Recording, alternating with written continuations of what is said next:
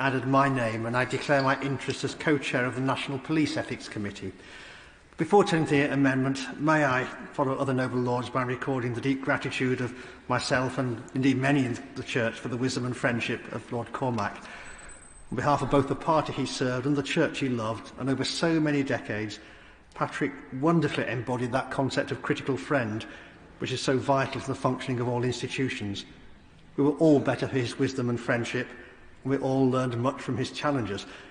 He may not have been subject to a duty of candour, but that never stopped him being very candid in expressing his views. We'll miss his contributions here and elsewhere greatly. My Lords, the former Bishop of Liverpool advocated for a duty of candour in his report on the Hillsborough disaster. The patronising disposition of unaccountable power, he entitled it, and the title tells its story. His report was produced over 6 years ago.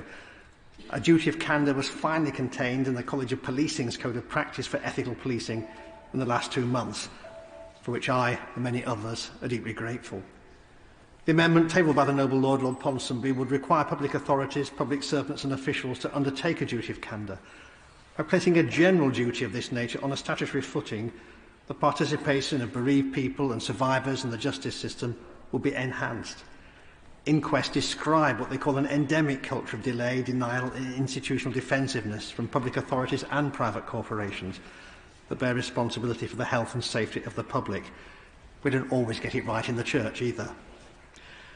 As Bishop of Manchester, it fell to me to help lead my city and my diocese in their response to one of the worst terrorist incidents on UK soil in recent years. I do believe we responded well. So well that we've been able to help other cities around the world who've faced similar tragedies since. But when it came to learning lessons, discovering what had gone less well, we found ourselves hampered by the natural reluctance of public bodies to share their failings. This is not, my lords, about finding guilty parties to blame. It's about learning from events that happen. A duty of candour would help move the emphasis away from reputation management in the wake of crises towards supporting victims and families and survivors. I was delighted that we now have such a duty in the Code for Policing. It seems to me that exactly the same arguments apply to those other services that are involved in seeking to forestall or respond to major incidents.